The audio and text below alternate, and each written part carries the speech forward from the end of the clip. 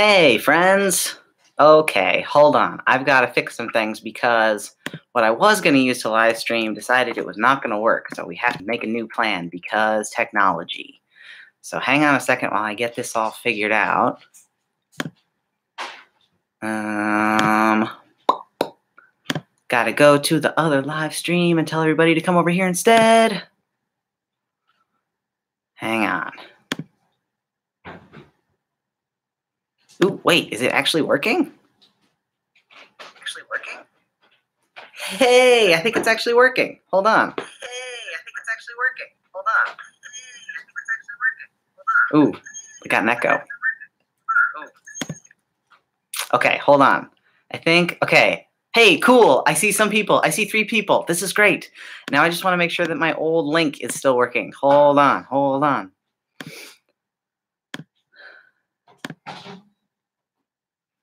I've literally never live streamed on YouTube before. I've done it on Facebook like one time, but not on YouTube before. So this is new for me, and I want to make sure that I got it right.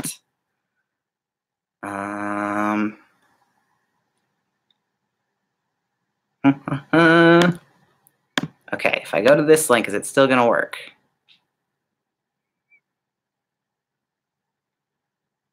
No, it's not. Okay, cool. Now I know what to do. Hold on.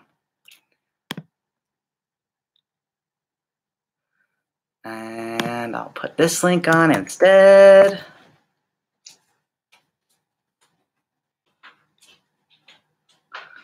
Live now. Okay. Sorry, everybody.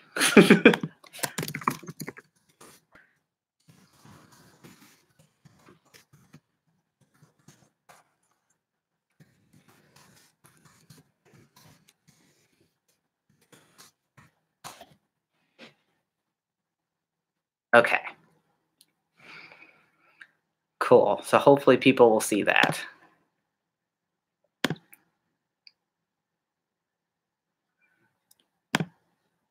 And we'll put this on Twitter too.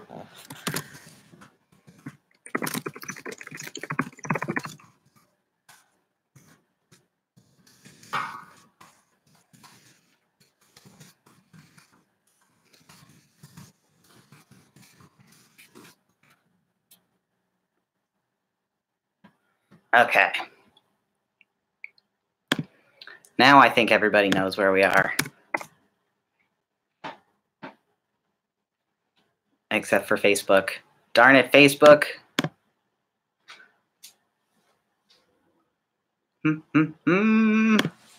Hold on. For those of you that are just joining, I'm just fixing things because of our technical difficulties.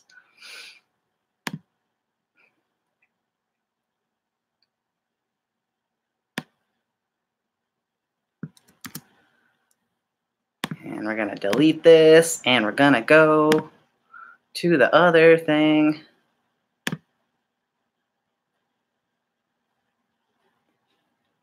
Okay.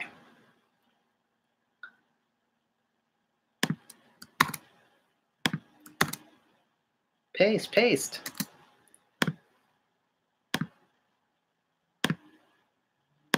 Okay.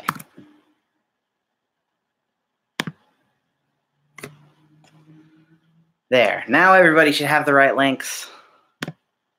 And we can get back to streaming the right way. Okay. Yeah, so true. Is it Lena? I want to say her name right.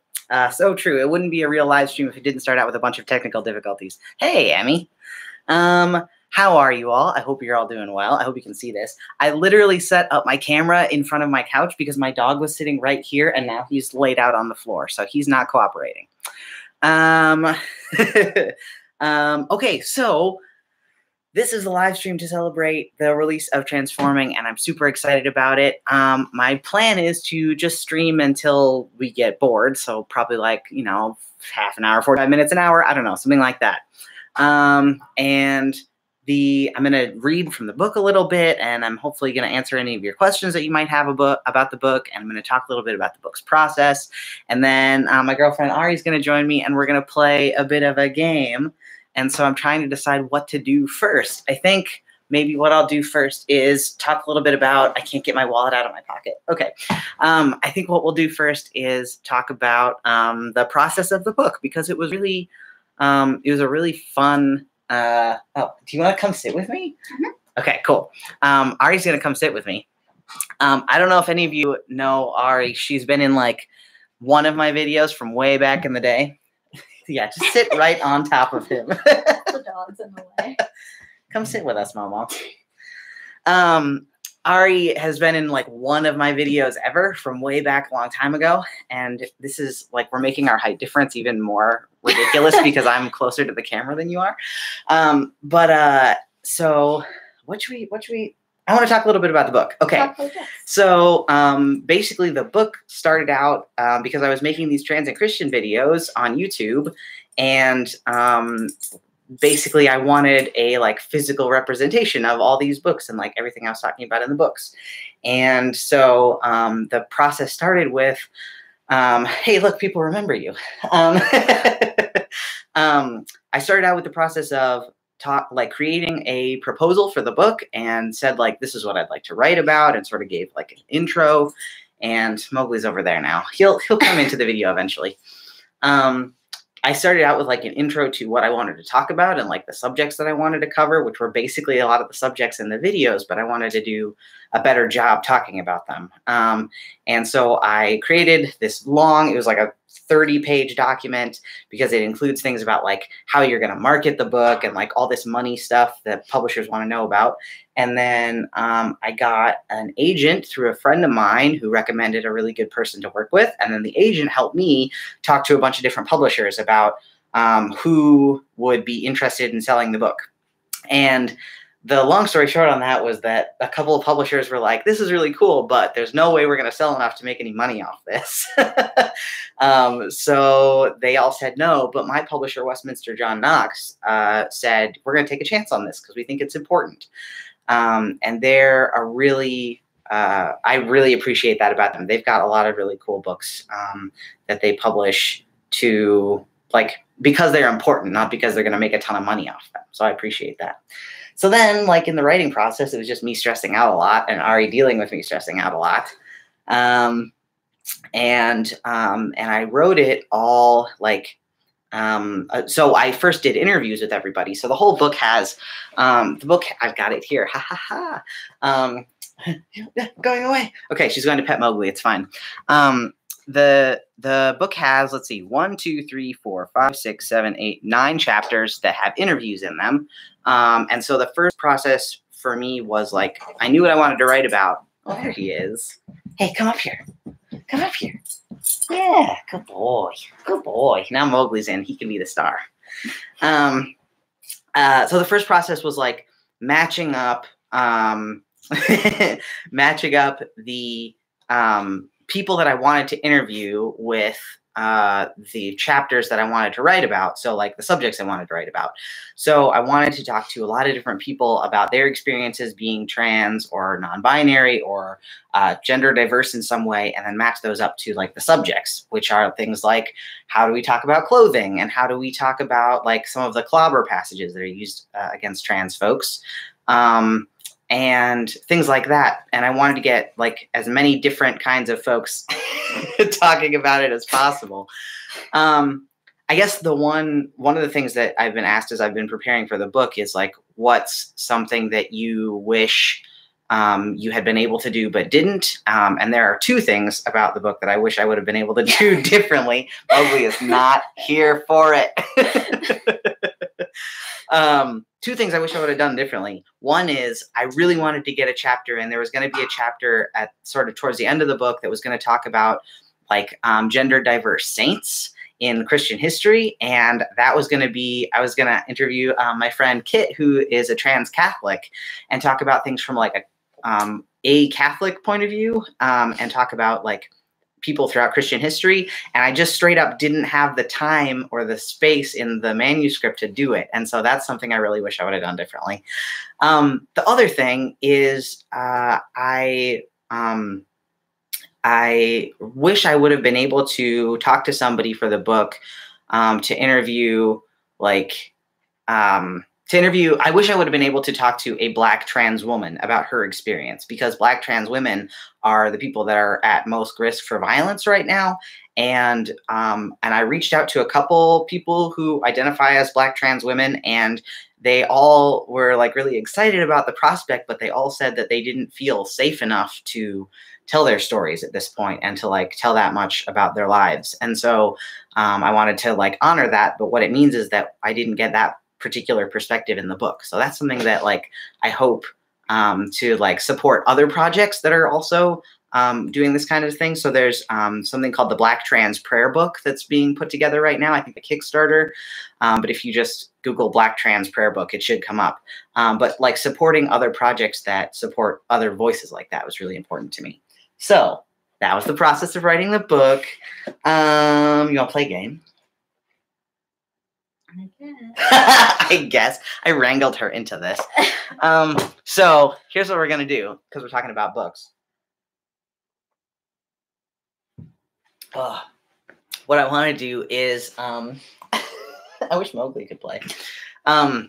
We both picked books off our bookshelves because Ari also has this bookshelf over here that you can that one, that's Ari's, and she's got another one too. We both have a lot of books.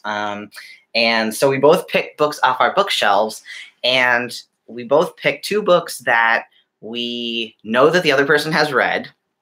And then we also picked 2 books that we know the other person hasn't read. And we're going to take turns giving the fastest summary of the book possible, whether we've read it or not. So I think I'm terrible at this. It's going to be so much fun. Okay. Maybe, let's see. Do you want to start or should I start? I'm going to give you a book. Okay. And you have to do the summary. Okay, go for it. Okay, this is a book that... You should show them. This is a book that I know he has read. Is this backwards for you guys? No, I don't think so. I think it's forwards. But what's the book called? It's The Amazing Adventures of Cavalier and Clay by Michael Chabon. Yeah. Okay, so the fastest summary of this book I can get. Ready? This book is about the origin of Marvel Comics and the creation of people fighting the Nazis in comic books during World War II and Jewish comic artists. Yeah. Was that pretty accurate? That was pretty accurate. What would you add to that? It wasn't very inventive. It was pretty tame. Well, I tried. It's a really good book. It's like one of my favorites that I read 2 years ago, I think. It's like big, but it goes really fast. And there's some nice gay representation. I was gonna say there's queer characters in it, so it's great. Okay, ready? I'm gonna give you a book. Here we go. This is A Walk in the Woods by Bill Bryson. Go, quick. How do you describe this book? Okay, it's like a humorous recounting of Bill Bryson's attempt to walk parts of the Appalachian Trail with his friend, and they're mostly totally unprepared, and lots of hijinks ensue. Yep, accurate. My favorite moment in this book is he's walking the trail with his friend, and it's the first day, and they're both like laden down with these super heavy backpacks. And his friend, he like comes up to his friend at one point who's just chucking things off a cliff that he's just like, "We don't need this; it's too heavy," and he just like throws everything out of his backpack. Don't they get rid of like the toilet paper or something? Yeah, there's like, this is too heavy; we don't need it. Yeah, it's a great book about walking the Appalachian Trail and not being ready for it. Okay, go. What's the next one? Okay. This is a book by Mark Danielewski called House of Leaves. Please show them how thick that book is. But it's got a lot of footnotes and weird stuff in it. I guess there's a lot of blank spaces too. Yeah. Okay, House of Leaves is about a house that eats people.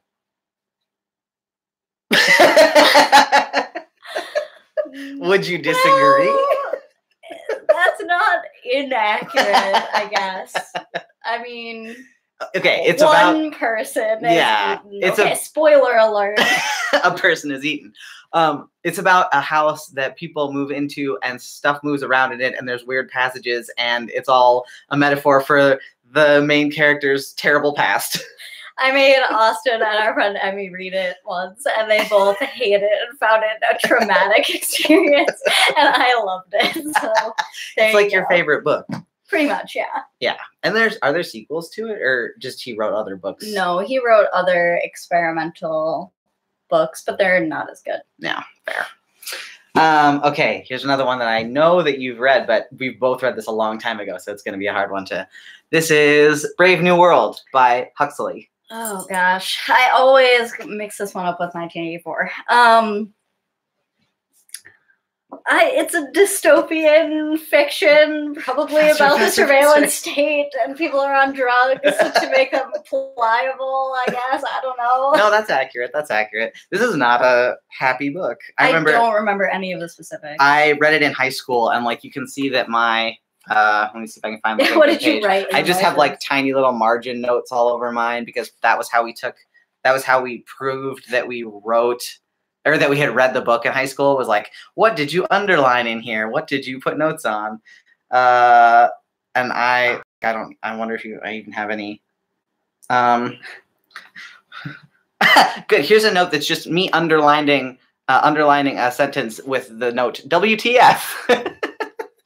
So that was my high school experience. But yeah, no, that's pretty accurate. I think I always get it confused with 1984 too. It's very similar. Who wrote 1984 again? George somebody? Orwell.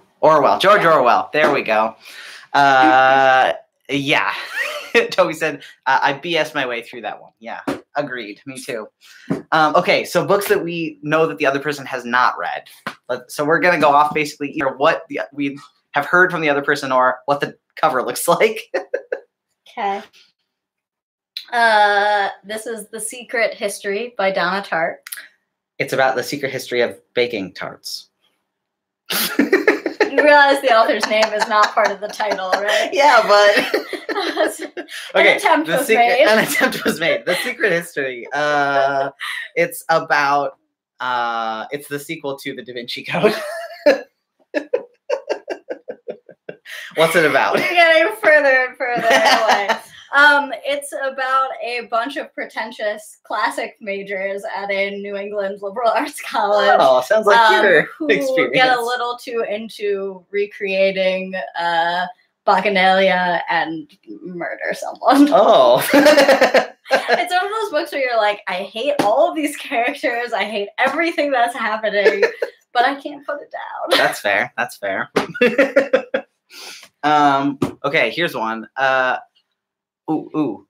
Yes, Philip, I love Hatchet. That's like Hatchet. I literally have it on my bookshelf. That's one of my faves for sure. I'm pretty sure when I was in elementary school, like playing the Hatchet at recess was like I was in. How do you play it? You just like pretend that you're in a survival situation. I mean, like you're like every day of my life wild on the playground. Okay, that's fair. That's fair. I mean? Yeah, I was really into any books in that had like survival stuff happening. So like I recently reread a terrible Christian book. It's on my bookshelf over here.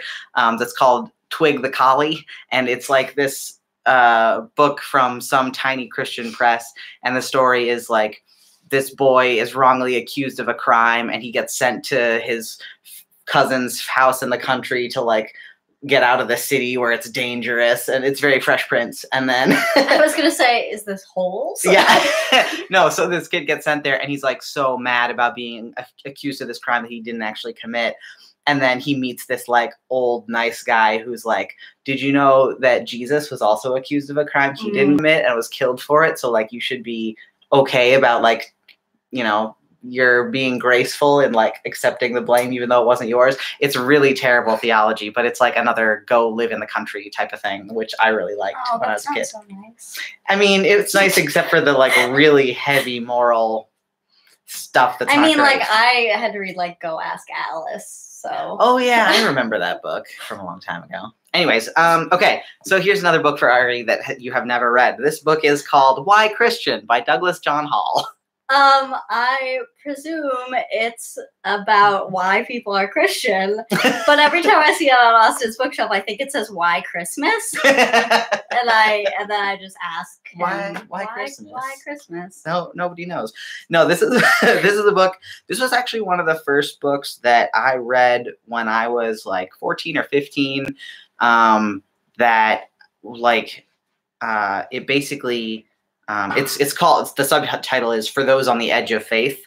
And it's like a really basic explanation of like basic Christian tenets. But it is from a specific viewpoint. So I don't agree with like everything in it, but it was one of the books that I first read that made Christianity seem relevant to my life as a teenager. So I keep it around. I should reread it now and see if I still appreciate it as much as I did when I was a teenager. Yeah, you're a little more I'm a little knowledgeable more, now. well, I'm more picky about my theology now than I used to be. Okay, your turn. One more. Okay. This is a book called Radiance by Catherine Valenti. Mm-hmm. Based on the fact that the cover looks like a woman looking through a film camera, and there's lots of cogs and wheels, and it's called Radiance.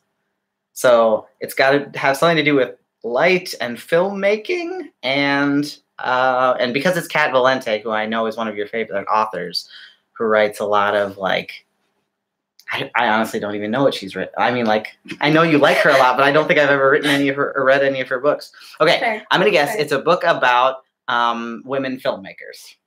Yeah, it is. So it's a book with an alt history where people got space traveled at like the end of the 1800s. So it's like if the heyday of like 30s filmmaking in Hollywood, all of the films were filmed on the moon, and it's about the daughter of a filmmaker. But basically, it's about how narratives and looking at women through film kind of like shape the way everyone sees her, and she's kind of like, I want to define my own identity instead of being defined like by the gaze of the camera. So like Gaze, not Gays. By the gaze. And so she's a documentary maker, and she disappears, and everyone on her filmmaking expedition disappears. Does she disappear on the moon? On Venus, actually. Okay. It's a great book. That sounds awesome. It's really cool. I love it. Yeah, Toby points out I'm judging the book by the cover. That's exactly what I'm doing because I haven't read them yet. But I'm not, okay, so I'm not judging them. I'm trying to guess about them. I'm not saying if they're good or bad. He's judging my taste in books. I'm not, it's fine. I'm not. You can admit it. Okay, last book that I don't think you have read, but I've been talking a lot recently. This is called H is for Hawk by Helen MacDonald, and it's got a great hawk on the cover. Is there falconry involved? There is. Is it about falconry? Well, yes. Is it about a particular hawk? Yes. Okay, Austin's been on this kick of reading books about like people having animals that really are not pets as pets. Well, like the otters? Yes, I just read. I always get it confused with the name of it's A Ring of Bright Water. It's like a famous book about. Not to be confused with A Ring of Endless Light. Exactly, or A Circle of Quiet, which is the Madeline L'Engle book I was getting confused with. But no, it's called A Ring of Bright Water, and it's like a classic English tale about. And it's not a tale. It's written by this guy who adopted or got some otters and lived with them in the countryside in England. And the first part of the book is really great, and the second part is really sad. But anyways, so this is not that. This is H.S. for Hawk.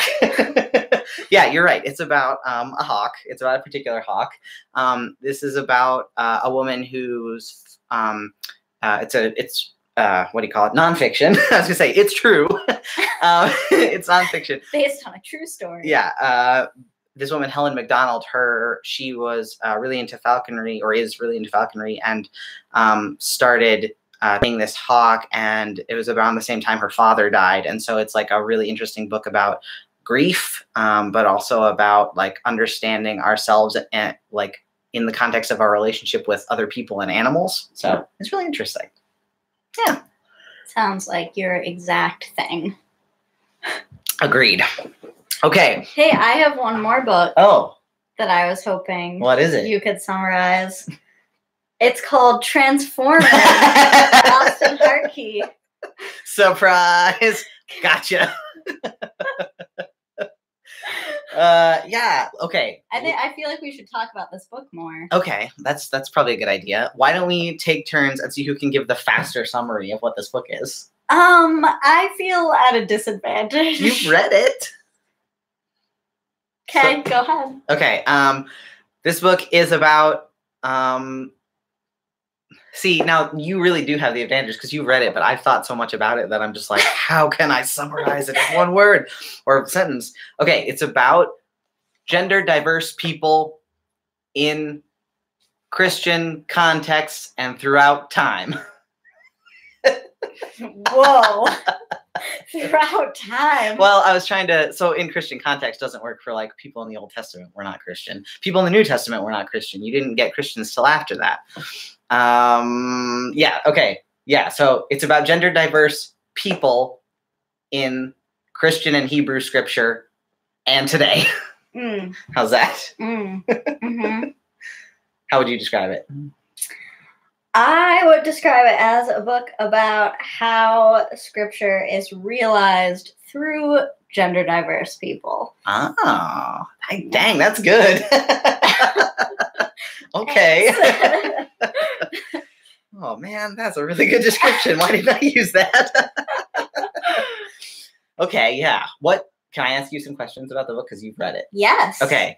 What was like the this is like putting you on the spot because I haven't asked you any of these questions prior to this. He has asked me nothing about my reaction to this book yet. Well, just because you said lots of really nice things. I didn't want to pressure you.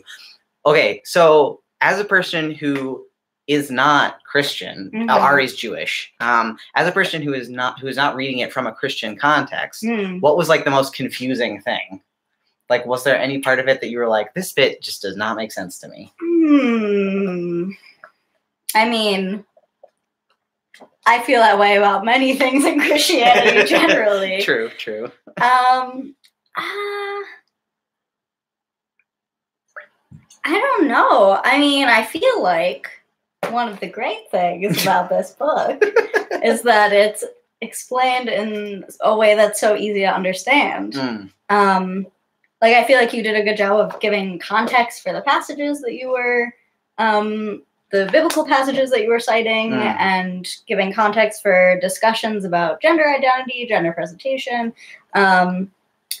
So there's nothing I can think of that I was like, this doesn't make sense to me. Oh, so, well, great. That's great. Yeah. That's really good to know.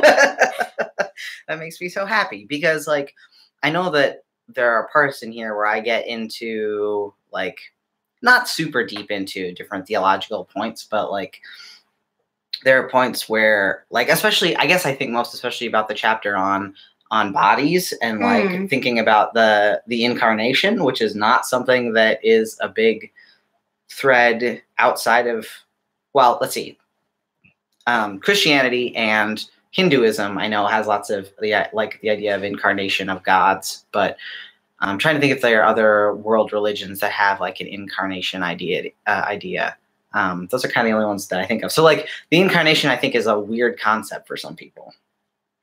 I actually don't even really know what you mean when you say the incarnation. Oh, I mean like God taking human form. Oh, yes. That is a confusing thing. Yeah. For Jewish people to wrap their head around. Right. Yeah. And so I feel like maybe that part was harder to explain, or maybe harder for me to explain, but it's like a really important thing that I think talking about the importance of bodies is really important, specifically for gender diverse people, because we get that leverage at us so much, like you must hate your body or you have to hate your body a certain amount to be really trans or whatever. So I thought like talking about why we love our bodies is probably a really good point to hit. For sure. That I really like that chapter. That was the chapter with Asher. With Asher, yeah. Yep. And there were some great quotes from Asher in there. Yeah. I like that chapter. I think that's going to be the bit that I read here on the stream in just a little bit. So I might do that. Let's see. Oh, hold on. Got questions. Is Transforming a book I could hand to my conservative, charismatic, evangelical parents for them to learn more about trans people, or would they disregard it as liberal? Good question. I I mean, it really depends on like how far along the spectrum of super conservative your parents are, because like it does say on the very front of the book, like forward by Matthew Vines, author of God and the Gay Christian. And if they're the kind of people that they look at the front of the book and they go, no, then they see might, the word gay and they freak out, or they see the word transgender and freak out. Like maybe that would be harder for them to get into. But I did write it in a way that if people are open to talking and learning about things, it will be very easy for them to read.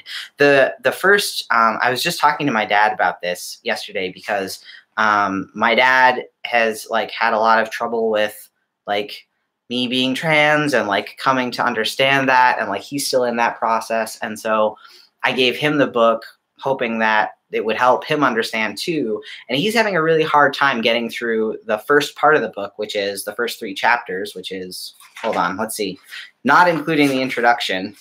It's from pages 9 to page 43, so about 40 pages. So it's like that much there. The first part of the book is talking about like why Christians, like the history of Christianity recently being really against trans people. So like, what's the problem here? Why are we seeing the problem, and how is it affecting trans people? So that's sort of the first part. And then like basics about language. So like, what does transgender mean? What does dysphoria mean? That kind of thing. And my dad was having kind of a hard time getting through that first bit. And so I said, you know what, if you're feeling like the first bit is like too overwhelming to you, or you're having like a hard time getting your mind around all these ideas. Like my dad, like he has a hard time with the idea of separating like sex assigned at birth from gender identity. Like that's hard for him to get his mind around. And I said, you know what, if that's going to be too rough for you right now, just skip to part 2, which is the whole rest of the book, because that's all story based, and it's all like Bible stories and people's stories. And it's not like terminology and a bunch of extra stuff that might be confusing to people. So I think if you have somebody who is willing to learn more and have more of a conversation, you could hand this to them and it would be totally self-explanatory. But if you knew that they were somebody who would get more from the stories than they would from the terminology in the beginning, have them start with the second part, and they can come back if they have questions about language to the beginning. Does that kind of make sense? Mm-hmm. Kind of. How did you find the first part? I mean, you know more about like queer identities and stuff. Right. So, I mean, the first part wasn't difficult for me to get through, but none of it was new to me. Right. I think that's the challenge, is if you're not someone who, like, not to say that it's difficult to understand. I think you broke it down really simply. Mm-hmm. But I think anybody who feels like they're jumping into a discussion that they're really new to, with mm-hmm. concepts that are really new to them, mm-hmm. is going to be a little bit more difficult, especially if they're maybe feeling some emotional resistance to absorbing it. Right. But I think certainly anybody who comes to this book with an open mind, like wanting to understand and wanting to know more, mm-hmm. Is going to find this to be a super easy to digest resource. Yeah. And like in terms of like conservative folks who really believe in the importance of scripture and like a basis in scripture and biblical study, that's exactly who I wrote this for. Mm-hmm. Because I feel really strongly about the importance and the integrity of scripture. And I know lots of conservative folks do too. And so I think for people who are like, I don't want wishy-washy feeling stuff, I want Bible study, like this is going to be for them. Like, not to say that there aren't lots of feelings and experiences, because there are, but mm-hmm. like it's very much based in biblical scholarship, because I wanted it to be something people could take seriously. Mm-hmm. Yeah. Yeah, it's a really good kind of interweaving of scholarship with like linguistics and history and theology, and then also anecdotes and stories that make it personal and put a personal face on that scholarship. Right. Yeah. That was the idea. It's like, this stuff affects us right now, and this is how we're living it out. Hold on. I saw another question here in the chat somewhere. Where do they buy it? Where do they buy it? You can buy it on Amazon right now. It's up on, you can get it. This is a paperback copy. And right now, I think if you've got Amazon Prime, it's like $14. Normally it's $16. So I talked to my publisher because we wanted to keep the cost down so everybody could afford it, hopefully. It's also on Kindle format starting today. So if you have a Kindle, you can get it right now.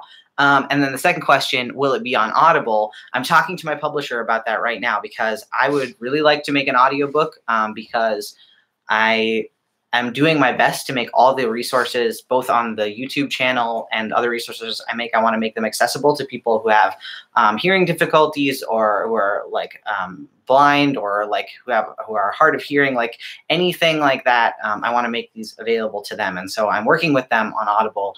It may be that what I might do is, like, there are certain Audible, like, official recordings that, like, you have to go to certain studios and do it really professionally, but there are also ways to record it yourself and put it up on Audible as long as you have decent recording equipment of your own. And so it may be that I do that. We'll see. But I'm going to work really hard to make it an audiobook if I can. Hold on. Oh, thanks, James. That's so sweet. Okay. Let me think. What else do I want to talk about here? I guess. Can I ask you some questions? Yeah, if you want to. Okay. I'm gonna play the interviewer. Go for it. We've got tonight is like the official book release in downtown St. Paul, and so I've got to prepare for those interview questions too. So this will be good practice. That'll be a more professional. But what was the most challenging part about writing this book? I mean, I think in a way the hardest part was writing the experiences that you have and that you like know integrally in yourself and like making that visible for other people, which is, I think, kind of what transitioning is in general. It's like making something that you know visible to other people through like how you present or how you express yourself or whatever. And I felt the same thing when I was writing this, that like there were bits where I would be trying to explain something like, what does gender dysphoria feel like? And it was really hard to put words to that. Mm-hmm. And so I think that was maybe one of the most difficult parts, was like putting words to things or words to feelings that I had without resorting to like cliches or sort of tropes that are more common. And I think like, even though that was really hard, I think that's what trans people bring to things that they write. Like when trans people write about trans people, we write about it from a experiential perspective. And so that's part of what bothers me about folks that aren't trans writing about trans people, because like you only have the tropes and the cliches to work off of. You don't have the real life experience to explain what this really is like in a day-to-day world. So even though it was like the hardest part, it's also, I think, the most important part. Mm. Yeah. Was there a particular what am I trying to say? A particular verse or piece of scripture or piece of theology that you found more challenging to write about, or that you had to do some grappling with yourself still going into this book, or did you feel pretty settled on all of that at the time that you started writing this? I think that I'm just staring at the table of contents here.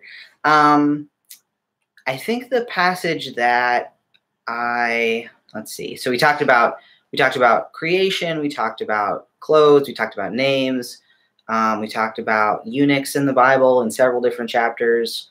We talked about the body, about moving past apologetics, and about like, does gender matter anymore? I think of all the chapters that I had a hardest time writing because I needed to do more work on it was the chapter on clothing, which is like one of the, like, it feels like one of the least important things to me. It's the chapter. The chapter is called Biblical Culture Shock, and part of the reason that I had to do so much more research is because for that chapter I interviewed my friend Aiden, who's Taiwanese, and I had to do a lot of research about clothes in Taiwan and Taiwanese Taiwanese Christian culture that I didn't know anything about, basically, other than just what I had heard from Aiden. And so part of that was just like I had to do more research for that chapter than pretty much any other chapter, just because I didn't know anything. But also I think it's hard because the verse that I'm talking about, which is Deuteronomy 22:5, is Deuteronomy 22:5. So if you don't know, that's the verse that says, men shall not wear women's clothes, women shall not wear men's clothes. And it was a hard verse for me to grapple with because I almost don't, what's the way I want to explain this? Like, it almost feels so tangential and side issue to me. Like, I know that's one of the verses that gets used against trans folks. It gets used against me sometimes. But the idea of like who can wear what clothing just feels so unimportant when it's like in the whole universe of things we could be talking about. So I think it was harder for me to write about because I had to take it really seriously in order to write that chapter. Right. Even though personally I was like, who cares what clothes you wear? Yeah. So I could see that for you. Yeah. Yeah. Let me see. Oh wait, I should look at the chat again. Pre-orders, yeah. Oh, I'm sorry you're out in Chaska. Not because Chaska's bad, just because you can't get to the thing tonight.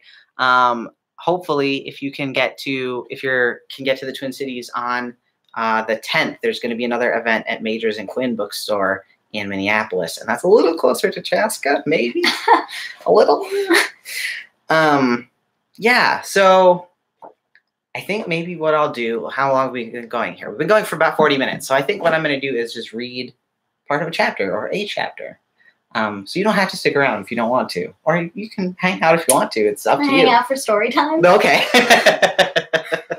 Okay. So I'm gonna read from, and Mowgli is going to be here too, listening to the story. Bedtime story. I'm going to read from chapter 10, and I think it's kind of relevant because it's about Jesus appearing to the disciples after the resurrection, and since we're in the Easter season now, it's kind of he's stretching. It's relevant. He's just hanging out back there, totally exhausted. What a hard life to be a dog. Slept all night, slept all morning, still sleeping. Still sleeping. Okay. Can I have a sip of your tea? I ran out of my water, and now my mouth's all dry. There's leaves in it. Well, that's tea. That's good tea. What kind of tea is that? It's a white tea finished in the style of a green dragon well. Delicious. Okay. So this chapter is called Even Jesus Had a Body. During my early college years, I remember at one point coming across a quote that was credited to C.S. Lewis, though I now know it was misattributed. The quote was, "You don't have a soul, you are a soul. You have a body." I loved this idea when I first heard it, and because I wasn't yet familiar with any theology concerning my body, I grabbed onto it like a life raft. Of course, this must be why I feel so uncomfortable in this meat sack I'm forced to wear. My body is just a crummy old shell for the real me, the soul. As someone experiencing gender dysphoria, I found that this explanation gave me a reason for the discomfort I was experiencing. But as it turns out, there are quite a few problems with this idea. First and foremost, there's no biblical backing for it. As we saw in Genesis 1, the Hebrew people didn't think about humans as divided beings. We are made in the image of God, and that image is woven throughout our entire existence. There are hundreds of verses that tell us that our bodies are important to God, from Levitical codes that talk about what we should and shouldn't do with our bodies, to the concern Jesus has for the bodies of the people he meets, feeds, and heals throughout his ministry. In the letters of the New Testament, we do see some conflict between our bodies and other important parts of us, especially in Romans, Galatians, and Ephesians, where Paul sets up a flesh versus spirit dichotomy. But this way of thinking came from Greek philosophy and not from Scripture. Take Romans 8:5, for instance, which says, Those who live according to the flesh set their minds on the things of the flesh, but those who live according to the Spirit set their minds on things of the Spirit. Paul is clearly getting at something true here by saying that what we want to do is not always what we should do, and that we should set our minds on what God wants. But by using flesh as a catch-all for bad things and spirit as a catch-all for good things, he sets us up to think that our physical bodies are intrinsically sinful and bad, which just doesn't hold up when we look at the rest of the Bible. Many trans Christians find themselves asking questions about the connections between their body and their faith. So let's take a look at some of the other body passages in Scripture through the lens of one person's story. Asher O'Callahan grew up in Littleton, Colorado, as part of the Church of Christ, not to be confused with the United Church of Christ, which is a progressive and LGBTQ affirming denomination. Asher described his home church as conservative and fundamentalist. He said, "I grew up with a good dose of fire and brimstone and hell, and I was just a sensitive kid, so the hellfire thing didn't go over well for me. I always had a feeling that I was going to hell, and that resulted in a lot of sleep issues and a lot of fear and guilt and shame. So religion sort of became this guilt-ridden, duty-driven thing for me." Even though Asher didn't come out as bisexual until high school, and then as transgender after college, he still felt the internal sense of difference that so many LGBTQ+ people experience during their youth. That scared him because he knew his church's position on homosexuality, and his fear grew even deeper. He said, "I didn't love God. I was just terrified and wanted to appease God. I actually remember thinking that in middle school, coming to realize the first commandment Jesus gives us is to love God. So I'm screwed because I can do all this stuff for God, or at least I can try, but loving God, I'm too scared. I don't know how to do that." When he reached middle school, Asher decided to get baptized. Churches of Christ have believer baptism, and most folks get baptized around middle school, he said, because that's kind of the time when you go off your parents' fire insurance policy. That's when you're considered to be culpable and accountable for your choices. But it wasn't until Asher's age, but it wasn't just Asher's age that had him thinking about baptism as a safeguard against hell. It was also a sermon he heard the Sunday after the shooting at Columbine High School, just a few miles away. Right after the shooting, our preacher gave a sermon that was like, even in the places where you think you're safe, you're not. The whole theme was, you never know when you're going to die, so figure it out now. The next week, Asher volunteered to be baptized. For a while, it seemed to help, but before long, the fear was back. When he got to high school, he joined Young Life, an evangelical youth ministry group. To Asher, coming from a Church of Christ background, the Young Life theology seemed too good to be true. He said, "It was the first time I was introduced to this God that loved me, like actually loved me. Love that meant more than just, I love you and I've done all I can do, but you didn't hold up your end of the bargain, so you're going to burn in hell forever." It was a love that could actually be transformative for me. But it was also kind of a terrible thing to think about because I was taught that most Christians just believe what they wanted to believe rather than actually taking the Bible seriously, as we did in the Church of Christ. So I was kind of stuck because I wanted to believe in this wonderful God that my Young Life leaders had taught me about, but I just couldn't. It felt like a fairy tale. By college, Asher had sunk into a deep depression. His anxiety about hell was still around. He was having doubts about his faith. And when he came out as bisexual, his college youth group refused to support him.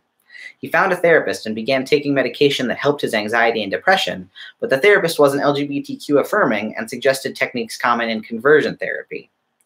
She suggested at one point that my sexuality was the result of having a wounded gender identity, and that if only I understood myself or understood that God sees me as a beautiful daughter, then I would be able to fully live into my permanently straight sexuality, Asher said.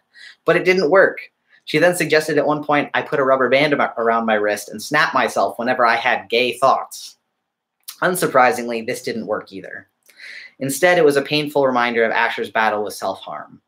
He said, if cutting myself badly enough I needed to go to the emergency room and get staples wasn't sufficient to change me, I don't know how a rubber band would do it. For Asher, having a body was a liability. Being made of flesh and blood meant that you were predisposed to sin and that you were a finite being who was going to die. Even worse than that, having a soul alongside your unruly body meant that death wasn't the end. Something worse was coming.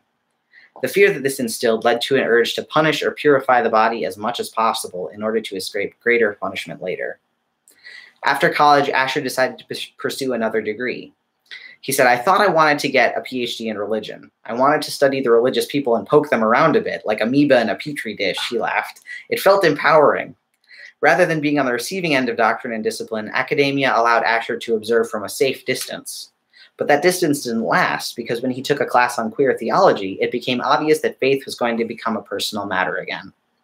He met a couple of new friends in this class, and one Sunday they invited him to come to church.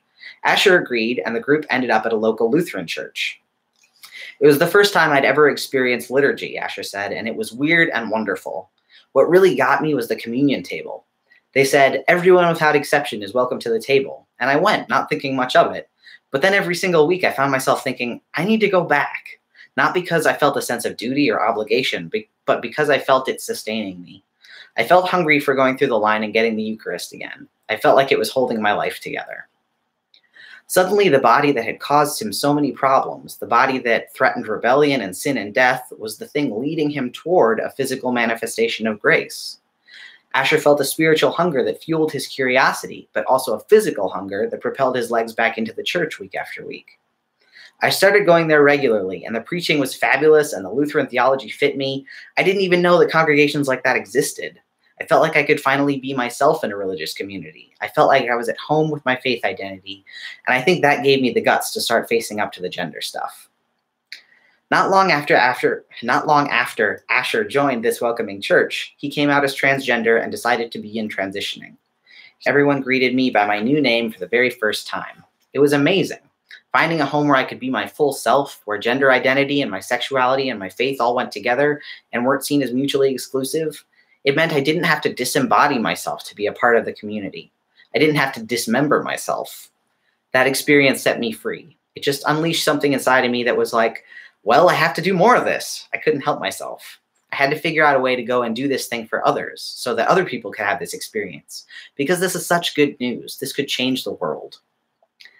Asher's experience of being put back together, of being remembered, is something intrinsic to the theology of the church. 1 Corinthians 12 is all about the ways in which different members of the church bring their particularities, their gifts, and their perspectives together to create a whole that is more than the sum of its parts. Paul uses a body metaphor to describe this action and says in verse 12, "For just as the body is one and has many members, and all members of the same body, though many, are one body, so it is with Christ." Essentially, Paul is saying that by joining with Christ in our baptism, we are also joined to every other person who has ever been baptized. Paul goes on to say, "Indeed, the body does not consist of one member, but of many. If the foot would say to the hand, 'Because I am not a hand, I do not belong to the body,' that would not make it any less a part of the body. And if the ear would say, 'Because I am not an eye, I do not belong to the body,' that would not make it any less a part of the body. If the whole body were an eye, where would the hearing be? If the whole body were hearing, where would the sense of smell be? But as it is, God arranged the members of the body, each one of them as he chose. If all were a single member, where would the body be? As it is, there are many members, yet one body. The eye cannot say to the hand, 'I have no need of you,' nor can the head to the feet, 'I have no need of you.' On the contrary, the members of the body that seem to be weaker are indispensable. If one member suffers, all suffer together with it. If one member is honored, all rejoice together with it." This text is absolutely essential to understanding why the church is called to affirm transgender Christians. Here we are told that no member of the body is dispensable. No member can deem any other person unnecessary, and just because someone does decide to say someone else is dispensable or unnecessary does not make it true. Through his baptism, Asher is just as much a part of the body of Christ as any other Christian in the world, and his gifts and needs and suffering and joy affect all other members. Biblical scholar Christina M. Fairhoff believes that Paul intentionally chose this metaphor in his letter to the Corinthian Christians because they had such a negative view of physical bodies.